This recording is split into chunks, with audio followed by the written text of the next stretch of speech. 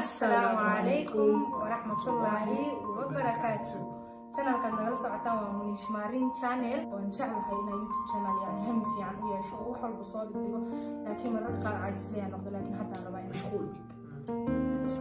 inna lillahi wa inna ilayhi raaji'uun u jeedin meydadka halkan waxa ka dhacay shil laga yaabo meydkaas oo u jeedin gaari dhan oo meeshan ku qarxay migratin oo jeedin xagga dadku si u dhooban yihiin ilaahu na badbaadi lix qof hadda meesha ku dhimatay oo kamid tahay gabar loo Munish